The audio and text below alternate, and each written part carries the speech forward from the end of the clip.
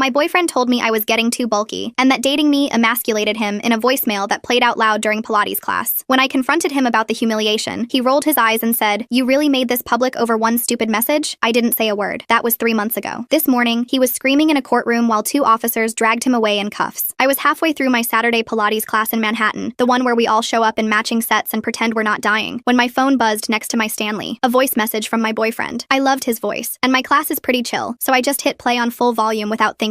"I don't like how much you've been working out lately. It's getting obsessive." My stomach dropped, but it got worse. "You're getting too bulky. Your shoulders are literally wider than mine. It emasculates me when we go out." Then the final blow. I didn't sign up to date a man. In a room full of hourglass baddies, I felt like the ugliest piece of shit ever. But I didn't even have time to cry, because when I looked up, the entire room was completely silent. 20 women, all frozen mid-plank, just staring at me. I wanted to dig myself into a hole and die. Then the instructor, Sophia, turned off the music. "Ladies, did we all just hear what I think we heard?" I still couldn't look up. My hands were literally shaking on the reformer handles. "Honey, look at me." That was Miranda. She's one of those perfect Upper East Side women who somehow looked perfect even while sweating. But her face wasn't disgusted. She was pissed. "Play that again," Sophia said. "What? No, it's play it again." I did. This time the reactions were immediate. Someone said, "Oh hell nah." Another woman actually laughed, but like an angry, disbelieving laugh. Sophia walked over to me. "How long have you been coming here?" "6 months," I whispered. "And in those 6 months, you've gotten stronger, more confident, and absolutely stunning. You know what you haven't gotten? Bulky. You're snatched." Miranda pulled out her phone. "What's his Instagram?" "Why? Just trust me," I told her. Within like 10 seconds, she was scrolling through it. "Okay, this guy is an effing joke. Look at this, ladies." She held up her phone. "He follows nothing but fitness models. Every single one. Like absolute muscle mommies. So he likes strong women, just not when it's his girlfriend?" This from a woman in the back I'd never even talked to. "Classic," someone else said. Sophia clapped her hands. "Okay, new plan for today's class. We're going to make sure our girl here gets the fattest pump of her life." She looked at me. "And don't even think about trying to pay for this class. Or next week's. Or the week after that." The entire energy shifted. Like, completely. Suddenly I was in the center reformer, and Sophia was basically giving me a personal training session while everyone else followed along. "Lower on that lunge. Yes, girl. 8 down." Miranda was filming everything. So was the woman behind me. And the one across from me. Like, everyone had their phones out. "Are you guys going to join in or—" "Girl, shut the fuck up. Just focus on your form," Miranda said with this little wink. Every time I did something good, someone would cheer. When my legs started shaking during the plank series, 3 women started counting down with me. "You got this!" 5 more. 4 exclamation mark. This older woman, probably like 60-something but absolutely killing it on her reformer, goes, "My ex-husband said the same thing to me 30 years ago. I stopped working out. Biggest regret of my life. Don't you dare dim your light for that insecure little boy." The teenager in the corner, probably some NYU student, added, "My boyfriend literally brags about how strong I'm getting. That's what real men do." By the end of class, I was fucking dead but felt incredible. My legs were shaking more than they ever had with Preston. Sophia had basically given me a personal training session worth like $300, and everyone had stayed an extra 15 minutes just to make sure I finished strong. As we were cooling down, the girlies were all hyping me up while snapping live photos of me, and I felt really good about myself. So when they put it on their Instagram stories and tagged me, I reposted them all with the song "Flowers" by Miley Cyrus, with the part that says, "I can buy myself flowers," with the lyrics on, obviously LOL. My phone started blowing up almost immediately. Like, the notifications wouldn't stop. His sister swiped up joking about how I was out of Preston's league. His girl best friend told me my body was tea. I don't know if it was the endorphins or the fact that 20 women just spent an hour hyping me up, but I felt loved. So I did something I never would have done before. I sent his mom the voice message. "Mrs. Davidson, I think you should hear what your son said about me." I spent the next 5 minutes detailing everything her son said and how it made me feel. She opened it immediately. Those 3 dots appeared and disappeared like 5 times. She ended up spamming me with voice recordings. "Are you fucking kidding me right now?" Her Long Island accent was thick when she was mad. "I did not raise him like this. I'm literally shaking. This is disgusting behavior." Second message, "Honey, you need to leave him. I'm not even saying this as his mother. I'm saying this as a woman. This is not okay." Third message, "I'm calling him right now. Actually, no, I'm driving to his apartment. This ends today." It was around 4 p.m. by this point, and I was tired AF, so I took a fat nap. And when I woke up, I noticed my phone had been bombarded with dozens of texts and missed calls, all from Preston. The first voicemail was angry. The second was threatening. By the 10th, he was practically begging to talk about this rationally. "Just kidding. There's no channel. This all happened like 2 hours ago, and I'm still shaking." Around 6 p.m., I was sitting on my couch scrolling through literally hundreds of DMs from women sharing their own stories when I heard Preston's key in the lock. My whole body tensed up. He pushed the door open and stood there looking like absolute garbage, his button-down wrinkled, eyes all red and puffy, still wearing the same clothes from yesterday when he'd left for his friend Derek's place. He didn't say sorry or ask if I was okay or anything normal. His first words were asking why I had to make this public, and the way he said it, like I was the one who did something wrong, made my stomach turn into knots. He started pacing around my living room, running his hands through his hair over and over, telling me his phone hadn't stopped going off since noon, that his boss had seen the Instagram stories because his coworker's wife follows me, that everyone at his office was laughing at him behind his back, that his mom wasn't answering any of his calls. He said I'd ruined his life over one stupid voice voicemail, and I literally couldn't believe he still didn't understand what he'd actually done. I stayed calm and told him I didn't ruin anything. I just shared his exact words in his own voice, that he ruined things himself by saying them. He lunged toward the coffee table trying to grab my phone, saying we needed to fix this together, but I snatched it away and told him there was no we anymore, not after what he said. His whole face changed from desperate to angry when he realized I was actually serious about breaking up. He asked if I was really going to throw away 2 years over this, said he was just being honest about my body changing, and hearing him double down instead of apologizing made me know I was making the right choice. My phone buzzed with a text from Miranda asking if I was safe because she'd seen his location at my building on Find My Friends, saying all the women from class were on standby if I needed them. That message reminded me I wasn't alone in this, and I told Preston he needed to leave my apartment and put his key on the counter before he left. He dropped onto my couch instead, crossing his arms and saying we needed to talk through this like adults. And when I said I'd call building security, he laughed this bitter laugh and said I'd already destroyed his reputation, so what was a little more drama? His manipulation was so obvious now that I couldn't believe I'd dated him for 2 years without seeing it. I went to my bedroom and locked the door, immediately texting Sophia and Miranda that Preston wouldn't leave my apartment. Within maybe 2 minutes, they'd created a group chat with 12 women from class, every single one offering to come over right away, and Olivia sent me a recording she'd made of Preston screaming at someone on the phone outside the Pilates studio earlier, saying I was a crazy bitch who was trying to ruin his life. Through my bedroom door, I could hear him on the phone with Derek, loudly complaining about how I was being dramatic and ruining his life over nothing, and then his voice got quieter, but I still heard him say something that made my blood run cold about how I was going to regret this when I realized what he knew about me. I sat on my bed trying to figure out what Preston could possibly know that he'd use against me, thinking about all the things I'd told him over 2 years, I'd shared when I trusted him completely. The thought of him using any of those private conversations as weapons made me feel physically sick to my stomach. My doorbell started ringing over and over, and I heard Preston get up and answer it, and then I heard his mom's voice, absolutely furious, yelling at him in her thick Long Island accent about driving all the way from Manhasset to find out her son was a misogynistic piece of garbage, telling him to get in her car right now. Preston started yelling back at his mom that I was being dramatic and making everything about me, while she grabbed his arm and physically dragged him toward my door. He kept insisting she was taking my side because she always liked me better than him, and that's when Mrs. Davidson stopped dead in her tracks and turned to face him. Talk about group fitness taking on a whole new meaning. 20 women just turned a Pilates class into the most supportive intervention I've ever seen, complete with free sessions and instant social media justice. She told him maybe that was because I never gave her a reason not to like me, while he seemed determined to prove he was exactly the disappointment she was seeing right now. The look on his face went from angry to shocked, and he tried to pull away from her grip, but she held on tight and kept pulling him toward the door. I could hear them arguing all the way down the hallway, their voices echoing off the walls until finally everything went quiet. About 15 minutes later, I heard my front door open and close really softly, and I peeked out of my bedroom to see my apartment empty, except for Preston's key sitting on my kitchen counter. Next to it was a handwritten note on a piece of paper torn from my grocery list pad that said she was sorry, and I deserved so much better, and she'd make sure he didn't bother me again. Signed, Helen. My hands were shaking as I picked up the key and the note, and for the first time since this whole mess started, I felt like I could actually breathe again. I ordered Thai food from my favorite place down the street and set up my laptop on the coffee table to FaceTime with Miranda and Sophia, while I ate pad thai straight from the container. They were both home and immediately started doing these dramatic readings of all the supportive DMs I'd been getting, including one from some professional bodybuilder who offered to be my gym boyfriend to make Preston jealous. Miranda was using this deep voice pretending to be the bodybuilder guy, and Sophia was dying laughing, and for a few minutes everything felt normal again, like this was just another Saturday night gossiping with my girls instead of the worst day of my life. We stayed on for like 2 hours, and they made me promise to text them if I needed anything, even if it was 3 in the morning. When I finally went to bed, I actually managed to fall asleep pretty fast, probably because I was emotionally exhausted from everything. But when I woke up Sunday morning and grabbed my phone to check the time, I saw 47 missed calls from Preston and a wall of texts that started at 2 a.m. The first ones were apologizing and saying he didn't mean what he said, then they got angry about me turning his mom against him, then pathetic begging me to just talk to him, and the last one sent at 4 a.m. made my blood run cold. He wrote that he knew about my eating disorder in college and asked how my Pilates friends would feel about that, and I literally felt sick to my stomach because I'd told him that in confidence over a year ago when we were having a deep conversation about our pasts. I immediately started taking screenshots of everything, my hands shaking so bad I could barely hold the phone steady, and sent them all to the group chat with Miranda and Sophia. Miranda responded within seconds saying this was blackmail, and her ex tried the same thing and I needed to save everything for evidence. Sophia added that she'd struggled with an ED too, and anyone who would weaponize that was absolute trash, and she'd personally tell the whole class if he tried anything. Their messages made me cry with relief because I'd been so scared they'd judge me or think differently of me, but instead they were just protective and angry on my behalf. Around 2 that afternoon, Preston's sister Jasmine called me, and she sounded really upset as she told me Preston had shown up at her apartment at 5 a.m., completely drunk and ranting about how I'd turned everyone against him. She said she'd been recording his voicemails to her because she was worried about my safety and wanted documentation if I needed it for anything legal. I thanked her and we talked for a few minutes about how she'd never seen him act like this before, and she was honestly scared of what he might do next. After we hung up, I spent the rest of the afternoon deep cleaning my apartment, stripping the bed and washing all the sheets, throwing away his toothbrush and the body wash he kept in my shower, and packing up everything else that reminded me of him. I found one of his hoodies in my closet, and instead of feeling sad, I just felt relieved that I wouldn't have to see it anymore. Miranda texted me about doing some cleansing ritual where we'd burn all his stuff, but I just put everything in a bag for donation because I didn't want to deal with setting anything on fire in my apartment. Monday morning, I got to work early trying to get back to normal, but when I walked into my office, there was this huge bouquet of roses on my desk with a card that said he was sorry for everything and to please give him another chance, signed with just a P. My coworkers were all gathered around cooing over how romantic it was, but I felt like I was going to throw up. I picked up the whole arrangement, walked straight to the break room trash can, and dumped the entire thing, vase and all, making sure everyone saw me do it. About an hour later, my boss called me into her office looking concerned, and she told me Preston had called the company's main line trying to reach me since I'd blocked his number. She asked if this was going to affect my work or if we needed to involve security, and I assured her it wouldn't, but appreciated her having security keep an eye out just in case. During my lunch break, I was eating my salad at my desk when my phone buzzed with a text from Derek, Preston's best friend from college, asking to meet for coffee to clear the air and help fix things between us. I politely declined, but he kept pushing, saying Preston was really struggling and not himself, and I needed to understand his side of things. I blocked Derek's number too because I didn't need anyone trying to guilt me into taking Preston back or making excuses for his behavior. The rest of my workday dragged on, and by 6 o'clock I was packing up my stuff to head home. The subway platform was packed with the usual Monday evening crowd, but something felt off. I kept catching glimpses of baseball caps in my peripheral vision, and my heart would race every single time. A guy in a Yankees cap stood too close behind me on the escalator, and I practically ran up the steps. Another man wearing a Mets cap sat across from me on the train, and I switched cars at the next stop, even though it made me late. By the time I got to my building, I was exhausted from checking over my shoulder every 5 seconds. The doorman waved at me like usual, and I took the elevator up to my floor. When the doors opened, I froze. Preston was sitting on the floor outside my apartment with a pizza box and a bottle of wine next to him. He looked up with this weird smile and said we should have our regular Monday dinner like nothing had happened. I immediately backed into the elevator and pressed the lobby button over and over until the doors closed. My hands were shaking so bad I could barely dial the building security number. The security desk told me to wait in the lobby while they sent someone up to deal with him. I texted my landlord about changing the locks and getting Preston banned from the building while I waited. She texted back immediately that Mrs. Davidson had already called her that afternoon, and the paperwork to officially trespass him would be done by tomorrow morning. About 30 minutes later, the security guard called to tell me Preston had been removed from my floor. The guard, an older guy named Carl who'd worked there forever, said Preston had been really agitated and kept yelling about his rights and how they couldn't keep him from his girlfriend. Carl offered to do extra rounds past my floor that night, which made me feel a little safer. I finally went back up to my apartment and triple-checked all the locks before collapsing on my couch. The next morning, my alarm went off at 6 and I grabbed my phone to check the time. My Instagram was blowing up with notifications, which was weird since I hadn't posted anything. When I opened the app, my stomach dropped. All my recent posts were gone. Every single workout video, every progress pic, everything from the past 2 years had been deleted. Instead, there were old photos from college when I was super skinny and clearly not healthy. The bio had been changed to say natural skinny is better than bulky muscles. My hands were literally shaking as I realized Preston must have remembered my password from when we were dating. I immediately started trying to recover my account while texting the group chat about what happened. Miranda was awake and started screenshotting everything before it could get taken down. Sophia texted that this was criminal harassment and I needed to document everything. Olivia said she could help trace the IP address since she was studying computer science at NYU. While I was dealing with all this, Mrs. Davidson called me. She was absolutely mortified about the Instagram hack and said Preston hadn't come home last night. She'd found his laptop open on the kitchen counter with my Instagram page still up on the screen. She'd already taken photos of everything and was heading to the police station to file a report as a witness. I thanked her and tried to get ready for work, but I couldn't focus on anything. At the office, I sat at my desk staring at my computer screen, but none of the presentations made any sense. My colleague Sarah brought me coffee without me even asking, and that small gesture made me tear up. I realized how messed up it was that Preston had made me so paranoid about people just being nice to me. At lunch, I met with a lawyer Miranda had recommended who specialized in harassment cases. She looked through all my screenshots and documentation and said I definitely had grounds for a restraining order, especially with the Instagram hack and the threatening voicemails. The retainer fee was more than I wanted to spend, but I handed over my credit card anyway because my safety was worth it. I got back to the office around 3 and was trying to catch up on emails when reception called my desk phone. They said 2 men were in the lobby asking to see me, and one of them was getting aggressive. Preston's playing every page from the Toxic Ex handbook like he's studying for finals. Threats, guilt trips, hacking, and now sending his backup squad to the office. This guy's collecting red flags like they're Pokemon cards. My stomach sank when they described Preston in a suit with Derek next to him. I told reception to call security while I grabbed my stuff and headed for the back stairwell. I could hear Preston's voice getting louder as I slipped out the back entrance. My boss saw me practically running out, and I quickly explained what was happening. She immediately said I could work from home for the rest of the week and to stay safe. My hands were shaking as I ordered an Uber and kept checking behind me while waiting outside the building. The driver took forever, and I kept thinking Preston might come back any second. When I finally got in the car, my phone started buzzing with texts from Jasmine. She was sending voice messages saying Preston had been calling everyone in their family all day trying to get them to pressure me. Their aunt apparently told him off and hung up on him. Their cousin blocked him after he sent this long rant about how women stick together to destroy men. Jasmine said she'd never seen him act this crazy before, and she was worried about what he might do next. I texted Miranda asking if I could crash at her place because I didn't feel safe going home. She immediately said yes and sent her doorman my photo so I could get in. Her apartment on the Upper East Side was like something out of a movie with floor-to-ceiling windows and marble everything. She had already ordered Chinese food and pulled out this expensive ice cream from her freezer. We put on Love Island, but I couldn't focus on anything. Every time my phone buzzed, I jumped thinking it was Preston finding another way to contact me. Miranda noticed and flipped my phone face down on the coffee table. She told me to just breathe and that I was safe here, but I couldn't shake this feeling that he was going to show up somehow. The next morning at 7, my lawyer called saying she'd filed for an emergency restraining order based on all the harassment. The hearing was set for Friday morning and Preston would be served papers today. She warned me he'd probably react badly when he got them and suggested I stay somewhere else for a few nights. I was still at Miranda's when Sophia called me that afternoon, completely panicked. Preston had shown up at the studio during the lunch class demanding to know if I was there. He was telling everyone I was mentally unstable and off my medication, which was completely made up. Several women filmed him getting dragged out by building security while he kept screaming about me being crazy. The studio was pressing charges for trespassing, and Sophia said he looked totally unhinged. About 2 hours later, the studio manager called to tell me they'd put Preston's photo at the front desk. If he came back, they'd call the police immediately. She said 12 different women from various classes had already come forward saying they'd testify about witnessing his harassment if I needed them to. That evening, I finally called my mom in Ohio to tell her everything that had been happening. She listened quietly while I explained about the voice message and everything that happened after. Then she said she never liked him because he'd always interrupt me when I was talking. She offered to fly out, but I told her I was okay, even though I wasn't really. Just hearing her voice and knowing she believed me without question was enough to keep me from completely falling apart. The next morning, my lawyer called to say Preston had been served the restraining order papers at his office. Within an hour, his mother was calling me crying and apologizing over and over. She kept saying she'd failed as a mother, and this was all her fault somehow. I told her it wasn't her fault, but she insisted on covering all my legal fees as the least she could do. That afternoon, Derek texted me from a new number with screenshots from Preston's group chat with their friends. Preston was telling everyone I'd been cheating on him and doing drugs, and that I'd set him up. The messages were getting more and more delusional with each screenshot Derek sent. He said he was sharing these because the guys needed to know the truth, and he was disturbed by how Preston was spiraling. I forwarded everything to my lawyer, who said it was perfect evidence of defamation if I wanted to pursue it. She mentioned we could expand this to a civil suit, but I just wanted Preston to leave me alone. The idea of any connection to him, even through court stuff, made me feel exhausted and sick. That evening, I went back to my apartment for the first time in 2 days to grab more clothes. Everything looked normal, but it didn't feel like home anymore. The space felt wrong, like Preston's presence had contaminated it somehow. I packed quickly while checking over my shoulder constantly and jumping at every little noise from the hallway. I grabbed what I needed and got out of there fast, spending another night at the hotel even though my bank account was crying about it. The next day passed in a blur of work meetings where I could barely focus and constant checking over my shoulder whenever I left the office. That evening around 7:30, I was finally leaving my building after grabbing more stuff when I saw it. Preston's car parked right across the street with him, just sitting there watching me through the windshield. My whole body went cold, and my hands started shaking as I pulled out my phone to take photos and videos of him sitting there staring at me. The restraining order hadn't been approved yet, so technically he wasn't breaking any law, but I called 911 anyway and told them I felt unsafe with my ex watching my building. I stayed in the lobby with the doorman, who kept asking if I was okay while we waited for the cops to show up. 2 officers arrived about 30 minutes later and walked over to Preston's car while I watched from inside. I could see him gesturing and talking with his hands moving all over the place, probably giving them some story. One officer came back inside and told me Preston claimed he was just parked on a public street and happened to be in the neighborhood visiting a friend. They couldn't arrest him, but they'd told him to leave and were documenting everything for my restraining order case. I stayed in the lobby for another hour until the doorman confirmed Preston's car was gone, and even then I was too scared to go back to my apartment. The next morning, I had to be at court by 9 for the restraining order hearing, and my stomach was in knots the whole subway ride there. Walking into that courtroom and seeing Preston already there in his best navy suit with an actual lawyer next to him made me want to throw up. He was sitting there looking all professional and calm, like he was the victim in this whole thing. The judge started reviewing all the evidence while Preston sat there with this fake concerned expression on his face. His lawyer stood up and started talking about how the voice message was taken out of context and how I'd orchestrated a social media hate campaign against his client. My lawyer stayed calm and just laid out the timeline showing every text Preston sent after I blocked him and how he hacked my Instagram and posted those photos. The judge looked at Preston and asked him directly why he accessed my Instagram account without permission. Preston's lawyer tried to answer, but the judge cut him off and said he wanted to hear from Preston himself. That's when everything changed because Preston couldn't keep his cool anymore and started ranting about how I made him do these things by humiliating him. He actually said I was probably sleeping with someone from that Pilates class, and that's why I was trying to get this restraining order. The judge told him to stop talking and granted the restraining order for 1 full year effective immediately. Preston stormed out with his lawyer basically running after him trying to calm him down. I sat in a coffee shop afterward feeling weirdly empty instead of happy about winning. The barista noticed my shaking hands and brought me a free cookie with a little heart drawn on the napkin, which made me tear up. These random acts of kindness from strangers kept hitting me harder than they should. I texted the group chat about the restraining order and my phone basically exploded with celebration messages and hearts and and champagne emojis. Sophia said tomorrow's Saturday class would be a celebration of strength in my honor, and Miranda said she was bringing actual champagne for after. For the first time all week, I felt like maybe things would be okay. That evening, Mrs. Davidson texted me that Preston got fired from his job because apparently his company has a zero-tolerance policy for employees with restraining orders. She said the scene he made when they served him at work didn't help, and now he was moving back to her house on Long Island, and she was getting him into therapy whether he wanted it or not. Saturday morning, I walked back into the Pilates studio for the first time since everything started, and everyone literally started clapping, which was super embarrassing, but also made me feel so supported. Sophia had adjusted the whole workout to be empowering, but not too intense, and everyone kept checking on me throughout the class. After class, I finally went back to my apartment to actually stay there, and the silence felt different than before. Every little sound made me jump and wonder if Preston had found some way around the restraining order even though I knew that was impossible. I double-checked all the locks and closed every single blind and curtain, which I'd never done before in the 3 years I'd lived there. The next morning, my phone woke me up at like 11 with Jasmine calling, and she sounded really upset, so I picked up right away. She told me Preston had been posting all over Reddit, making himself look like the victim and saying I was part of some toxic gym cult that turned me against him. She'd been trying to report his posts and comment with what really happened, but he kept making new accounts every time one got banned. I pulled up Reddit on my laptop while she was still talking, and found one of his posts in a relationship advice sub with like 300 comments already. Preston's Reddit crusade really puts the X in extremely online. Nothing says I'm totally stable, like creating multiple accounts to fight strangers about your restraining order while living back with mom. He wrote this whole thing about how his girlfriend got brainwashed by her Pilates class and turned violent when he tried to express concern about her obsessive workout habits. The comments were split between people calling him out for being controlling and others actually believing his version. Jasmine said she'd screenshot everything for evidence, but it was making her sick seeing him twist everything around. I spent the rest of Sunday going through his posts and taking screenshots of my own, while also packing a bag in case I needed to leave my apartment quickly. Monday morning came way too fast, and I had to go to work even though I barely slept. I got to the parking garage at 8 and walked toward my car, but stopped dead when I saw all 4 tires were completely flat. Not just flat, but actually slashed with huge cuts in the rubber. My hands started shaking as I called building security, and they came down within minutes to look at the damage. The security guard called my boss while I stood there trying not to cry, and she came down to the garage herself looking absolutely furious. She told me to go wait in her office while they pulled the security footage and called the police. 2 cops showed up within an hour and went through the footage with security while I sat upstairs trying to focus on work, but mostly just staring at my computer screen. My lawyer called when I texted him about the tires and said if we could prove it was Preston, this would violate the restraining order and he'd go to jail. Around 2 in the afternoon, the detective came up to tell me they had clear footage of someone in a hoodie and baseball cap slashing my tires, but the person's face wasn't visible. The build looked wrong for Preston though, because this guy was taller and broader in the shoulders. I immediately thought of Derek and told the detective about him being Preston's best friend from college. Within an hour, they had Derek at his apartment and he cracked immediately when they showed him the footage. He admitted Preston paid him $500 to mess with my car and send me a message, but swore he didn't know about the restraining order. The cops arrested Derek on the spot and put out a warrant for Preston for conspiracy to violate the protective order. I was still at work trying to process everything when Mrs. Davidson called me at 6, completely hysterical. She was crying so hard I could barely understand her, but she managed to tell me Preston never came home after Derek got arrested. She found a note in his room saying he was going to fix things once and for all, and she was terrified of what that meant. She'd already called the police and they were at her house, but nobody knew where Preston went. I left work immediately and drove straight to Miranda's apartment because I didn't want to be alone, and she lived in a doorman building with good security. She let me stay in her guest room and made me tea while I called my lawyer to update him on everything. The police put out an alert for Preston that night, and my lawyer told me I should stay somewhere unpredictable for the next few days just to be safe. Sophia texted offering her guest room, which seemed random enough that Preston wouldn't think to look there, so I accepted. I went back to my place with Miranda to pack more clothes and realized how insane this all was, because just a week ago, my biggest worry was whether my shoulders looked too big in tank tops. Tuesday morning, I woke up in Sophia's guest room to her cat jumping on the bed and the smell of coffee brewing in the kitchen. She was making eggs and had the news on, and everything felt so normal, except for the fact that I was hiding from my ex-boyfriend who'd basically lost his mind. I hadn't eaten a real meal in days because my stomach was constantly in knots, but Sophia made me sit down and eat breakfast anyway. Around 3 that afternoon, my phone exploded with texts from everyone I knew because Preston had been arrested at Newark Airport. He'd tried to board a flight to Miami using a ticket he bought with Derek's credit card information, but the airline flagged it as fraud. The cops grabbed him at the gate and charged him with criminal contempt, conspiracy to violate a protective order, and identity theft. His bail got set at $50,000 and his mom refused to pay it, saying he needed to face the consequences of his actions. Wednesday morning, my lawyer called with updates about Preston's case and said his lawyer was already pushing for a plea deal. They wanted to claim temporary emotional distress and get him mandatory therapy instead of jail time. The prosecutor wanted to know what I thought, but I honestly didn't know because part of me wanted him punished. But mostly I just wanted this whole nightmare to be over. That evening, I tried going to a yoga class at a different studio to get back to my normal routine, but I spent the whole time looking at every person who walked by the door. Every guy made my heart race, and I kept checking the exits and watching the windows. The instructor noticed I was freaking out and quietly asked if I was okay and offered to walk me to my car after class, which was really nice, but also also made me realize how messed up I'd become. Thursday morning, Derek's lawyer reached out to mine saying Derek wanted to testify against Preston in exchange for a lighter sentence. He had text messages showing Preston getting more and more aggressive when Derek first said no to helping him. The messages were honestly scary because Preston was threatening to ruin Derek's life if he didn't help and calling him every name in the book. Friday morning came fast, and my lawyer called to say Preston's bail hearing was at 10, and I didn't have to be there, which was a relief. She texted me updates as it happened, and apparently Preston completely lost it in court. He fired his lawyer right there in front of everyone and started yelling about being persecuted and demanded to cross-examine me even though I wasn't there. The judge shut him down hard and denied his bail modification request and sent him back to jail until trial. That afternoon, Mrs. Davidson texted asking if we could meet for coffee, and when I saw her, she looked like she'd aged 10 years in 2 weeks. Her hands were shaking as she pushed a box across the table with some of my stuff from Preston's apartment. She told me Preston had been diagnosed with narcissistic personality disorder, and looking back, there were so many signs she'd ignored or made excuses for. She kept apologizing over and over, and I could tell she was really broken up about everything her son had become. Saturday morning, I went back to Pilates for the first time in days, and Sophia had everyone doing planks when I walked in. I jumped in, and something just clicked, because I held that plank for 3 minutes straight, which was my personal best ever. Sophia announced it to the whole class, and everyone started cheering, and Miranda filmed it, and for those 3 minutes, I didn't think about Preston or court or anything. I actually posted the video myself this time with just a simple caption about getting stronger every day. Sunday, I started looking for a new apartment because I couldn't feel safe in my current place anymore. The realtor kept showing me buildings with doormen and security systems, and when I said I just needed a fresh start, she gave me this knowing look. She told me half her clients were women in similar situations, which was both sad and weirdly comforting. Monday morning, everything went to hell again when HR called me in, saying they'd received an anonymous email with fake intimate photos of me. The IT department traced it to a computer at the public library near the jail, and the prosecutor added more charges against Preston for cybercrimes and harassment. My boss called me into her office that afternoon, but instead of being mad, she offered me paid leave if I needed it and said the company would pay for counseling. She told me she'd gone through something similar 15 years ago and wished she'd had this kind of support back then. I started crying right there in her office, and she just handed me tissues and told me to take all the time I needed. Tuesday evening, I had my first therapy appointment, and when the therapist asked when I last felt truly safe, I couldn't even answer at first. Then I realized it was before I met Preston, because even during our good times, I was always watching what I said and did to avoid setting him off. Thursday, the prosecutor called with a plea deal offer for Preston, which was 18 months in jail and 5 years probation, plus mandatory therapy and a permanent restraining order. She said if he didn't take it, they'd go for the maximum 5 years and asked if I was okay with the deal. I thought about it overnight and decided I wanted closure more than revenge, so Friday morning, I told them to accept it. Preston's lawyer called back an hour later saying Preston would only take the deal if I admitted I overreacted, which made the prosecutor so mad she withdrew the offer completely. She said we were going to trial, and she was going for the maximum sentence now because that showed he had zero remorse. Saturday at Pilates, a new woman came up to me after class with tears in her eyes. She said she'd seen my story shared in a women's support group online, and it gave her the courage to leave her abusive boyfriend last week. She thanked me for being brave enough to share what happened and said I probably saved her life. It didn't make what I went through worth it, but at least something good came from all this pain. Tuesday morning, my lawyer called with news about the trial date being set for 3 months out. Preston's new lawyer was already filing motions trying to get the Instagram posts and voice message thrown out as evidence. He kept saying the posts were free speech and the voice message was private. The judge wasn't having any of it and denied every single motion. Preston's legal strategy of demanding his victim admit she overreacted really shows he graduated from the school of missing the point with highest honors. Way to tank your own plea deal, genius. 2 days later, I went to sign a lease on a new apartment across town. The building had a doorman and security cameras everywhere, plus you needed a key fob just to get in the elevator. The landlord was this older woman who took one look at my restraining order paperwork and said she'd had other tenants in my situation. She made sure I knew about the panic buttons in every room and the direct line to security. That Sunday, the Pilates crew came over to help me pack up my old place. Miranda brought champagne and Sophia brought moving boxes, while Olivia made a playlist of breakup songs. We went through 2 years worth of stuff, and every time we found something of Preston's, it went straight in the trash. When we found our old photos together, I didn't even feel sad anymore, just relief that it was over. Olivia wanted to burn them in some kind of ritual, but we just used the shredder instead. Friday evening, I had to go back to court because Derek was getting sentenced for helping Preston break the restraining order. The judge gave him 200 hours of community service and probation. Outside the courthouse, Derek stopped me and started crying, saying Preston had convinced him I was the crazy one. He'd been going to therapy and realized how messed up their whole friend group was. The next Wednesday morning, Preston's lawyer tried something really dirty by subpoenaing my medical records from 5 years ago. He found out I'd been treated for an eating disorder in college and wanted to use it to prove I was mentally unstable. My lawyer immediately filed to block it, saying it had nothing to do with the case. The judge agreed and actually fined Preston's lawyer for even trying that move. Monday afternoon was when things got really interesting because Mrs. Davidson had to give a deposition about her son. She brought emails and texts from 2 of Preston's ex-girlfriends who'd reached out after seeing the news. Both of them had similar stories about him getting controlling and angry when they tried to leave. One girl had gotten a restraining order 3 years ago that Preston violated twice. Saturday evening, Miranda set me up on a coffee date with her friend from work. The guy was perfectly nice and normal, but I spent the whole time looking for red flags in everything he said. When he reached reached for the sugar, I actually flinched, thinking he was going to grab me. He asked if I wanted to get dinner sometime, and I made up an excuse about being too busy. I wasn't ready to trust anyone new yet. Thursday morning, Preston had to complete his court-ordered psychological evaluation for the trial. The psychologist diagnosed him with narcissistic personality disorder and antisocial features. Preston's lawyer tried to spin it as an insanity defense, but the psychologist testified that Preston absolutely knew right from wrong. He just didn't care about the harm he caused other people. Tuesday afternoon, the prosecutor called with huge news that 2 more of Preston's exes wanted to testify. One of them still had the restraining order from 3 years ago, with documentation of every time he'd violated it. The prosecutor was adding more charges for stalking and harassment based on the pattern of behavior. Every Sunday morning, I kept going to Pilates, and my body was getting stronger than it had ever been. When I looked in the mirror, I didn't see the bulky shoulders Preston complained about. I saw muscles that had carried me through the worst time of my life. I posted a photo on Instagram not to show off my body, but because my smile finally looked real again. The weeks passed in a blur of lawyer meetings and prep sessions until Friday finally came, and my mom's flight landed at JFK. She hugged me so tight at arrivals that I could barely breathe. Back at my apartment, she kept touching everything like she was making sure it was real. We ordered Thai food and sat on my couch while she looked around at my new place with all its safety features. Her eyes got wet when she saw the security system panel by the door. She kept saying I looked different, stronger, but also harder somehow. That night, she slept in my guest room, and I actually slept through the whole night without checking the locks even once. 5 days later, we were at the courthouse for jury selection, and there was Preston across the room looking like he'd lost 20 pounds. His suit hung loose on him, and those perfect cheekbones looked sharp enough to cut glass. He kept trying to catch my eye, but I stared at the table in front of me while my lawyer took notes. When he figured out I wasn't going to look at him, he started muttering stuff under his breath until his lawyer grabbed his arm. The next morning, the prosecutor laid out Preston's pattern of abuse with screenshots and recordings and timelines on a big screen. Preston's lawyer painted me as some crazy attention seeker who planned everything to ruin his life because he dumped me. A few jurors frowned when he said Preston was the real victim of cancel culture. Friday morning came too fast, and suddenly I was on the witness stand for 4 straight hours going through every single thing that happened. The prosecutor had me walk through each piece of evidence while Preston's lawyer kept interrupting to object. During cross-examination, his lawyer kept pushing about how I wanted revenge and was trying to get famous from this. I kept my voice steady and just stuck to the facts even when he got nasty about my social media posts. When I talked about being scared to leave my apartment, some jurors looked really worried. That afternoon, Sophia took the stand and brought the security footage from the studio showing Preston trying to get in when he was never a member. She had all the sign-in sheets proving he'd never been there before. That day, he showed up screaming. Her voice got hard when she described how scared her other clients were. Monday morning, Miranda showed up with a whole binder of printed screenshots and walked the jury through every fake account Preston made. She showed them side-by-side comparisons proving the deepfake photos were edited from my Instagram. When she put the edited photos on the screen, a woman on the jury actually gasped. That afternoon, they brought in someone I'd never seen before, this small blonde woman who looked terrified. She was Preston's ex from 3 years ago, and she told the same exact story as mine, but worse. She had to move from Boston to Miami just to get away from him after he kept showing up at her job. She cried when she described finding him in her apartment one night just sitting on her couch in the dark. Tuesday morning, Preston demanded to testify even though his lawyer kept shaking his head no. He started out calm, but every time the prosecutor questioned something, he said his face got redder. He kept changing his story about why he was at the studio, and first said he was worried about me, then said I invited him, then said he had a right to be there. When the prosecutor showed him his own texts, he claimed they were taken out of context. Then she asked about the deepfakes, and he actually said they weren't that bad, and maybe I should be flattered. His lawyer put his head in his hands. Tuesday afternoon, the prosecutor went hard, asking him about every single lie he'd told. Preston lost it completely and stood up yelling that I deserved everything for humiliating him. He said women like me needed to learn our place and that he was just trying to teach me a lesson. The judge banged her gavel and threatened to hold him in contempt while his lawyer tried to pull him back down. The jury looked shocked and one older man was shaking his head. Wednesday morning, both lawyers gave their closing arguments with the prosecutor, showing a clear timeline of how Preston went from mean texts to stalking to making threats. She showed how everything escalated after I didn't take him back and how he couldn't handle losing control. Preston's lawyer tried to argue reasonable doubt, but even he seemed to know it was over from how quiet his voice got. The jury filed out to deliberate, and Preston finally looked at me with this expression I'd never seen before, like he finally understood he'd lost. 3 hours felt like 3 days, but then the bailiff called us back in, and everyone rushed to their seats while the jury filed in looking serious and not making eye contact with anyone. The foreman stood up with the paper shaking slightly in his hands and started reading guilty on the first count of criminal contempt, and Preston's head snapped toward me with his mouth open like he couldn't believe it. Guilty on stalking, guilty on harassment, guilty on cybercrimes, guilty on conspiracy. Each verdict hit him harder, and by the last one, his lawyer was holding his arm to keep him seated while Preston kept shaking his head and mouthing no over and over. The judge thanked the jury and scheduled sentencing for the next morning at 10, and Preston had to be escorted out because he wouldn't stop staring at me with this look that went from shock to rage to something like actual understanding that he'd lost everything. The next morning, the courtroom was packed for sentencing, and the prosecutor called me first for my victim impact statement. So I stood at the podium with my hands gripping the edges and talked about the nightmares and therapy sessions and how I still check my locks 5 times before bed. Preston's other ex went next and described years of looking over her shoulder and changing changing her number constantly and moving 3 times because she never felt safe. Mrs. Davidson spoke last about losing the son she thought she raised, and how she blamed herself for not seeing the signs earlier, and her voice broke when she said Preston needed help, not just punishment. The judge took his time reviewing everything before announcing 4 years in state prison plus 10 years probation and a lifetime restraining order and mandatory psychological treatment, and Preston jumped up screaming about appeals and how this was all lies and conspiracy against him. Preston's courtroom meltdown really sealed the deal. Nothing says I'm totally innocent, like screaming at a judge after getting caught red-handed with fake photos, death threats, and a bonus personality disorder diagnosis. 2 officers had to physically drag him out while he kept yelling my name and threats about what would happen when he got out, and even his lawyer looked relieved when the doors finally closed behind them. Outside the courthouse, Mrs. Davidson hugged me so tight I could barely breathe, and promised she'd make sure Preston stayed away if he ever got out early, and would keep getting him help, because that's what mothers do even when their kids break their hearts. The prosecutor shook my hand and said I was one of the strongest witnesses she'd seen in 20 years of doing this work, but I didn't feel strong, just empty and tired and ready to move forward. Friday morning, I walked back into my office for the first time in weeks, and my coworkers didn't bombard me with questions, just welcomed me back with coffee and donuts, and my boss had put me on a new project developing a wellness app which felt perfect. Monday morning at Pilates, Sophia gathered everyone before class to announce they were starting a support group for women dealing with harassment and abuse, and 12 women immediately signed up, including 2 I'd never expected to need something like that. Saturday afternoon, I was unpacking the last box in my new apartment when I found my old journal from when Preston and I first started dating, and reading those early entries about how perfect and romantic he was made me see how slowly the control started, with little comments about my clothes, then my friends, then my body. I closed it and put it in a drawer, not as something to dwell on, but as proof of how far I'd come and how much I'd learned about what real love should look like. Thursday evening, the studio threw a celebration party they called Strength in Numbers, and woman after woman shared stories about controlling exes and workplace harassment and family members who tried to make them smaller, and I realized I wasn't special or broken, just part of a huge community of survivors. Tuesday morning, I woke up in my new place without immediately checking the locks or looking out the window for suspicious cars, and made coffee while actually enjoying the quiet instead of being scared of it. My shoulders were broader and stronger as I stretched, and I could feel the muscle I'd built not just in my body but in my spirit, and Preston's voice telling me I was too bulky seemed like something from another lifetime. That evening at class, Sophia announced we were doing endurance training and challenged me to hold a 5-minute plank, which seemed impossible, but the whole class started cheering and counting with me. My arms shook at 2 minutes and burned at 3, and at 4, I wanted to quit. But Miranda yelled that Preston was in prison where he belonged, and I was here getting stronger, and that gave me the push to hold on. The last 30 seconds felt like 30 hours, but every woman in that room counted down with me, and when I finally collapsed at exactly 5 minutes, they erupted in cheers and applause, and group hugged me on the floor. Sophia helped me up and said I wasn't the same person who played that voice message months ago, because that woman was scared and small, but this woman was unbreakable, and she was right, because Preston tried to make me weaker, but instead I became exactly what he feared most, which was strong enough to leave him, and brave enough to fight back, and powerful enough to win. Alright, that's a wrap on my end. Rolling up the old commentary mat. Appreciate you letting me be the snarky voice in the back of your head. Catch you in the next one. If you made it to the end, drop a comment. I love reading all your comments.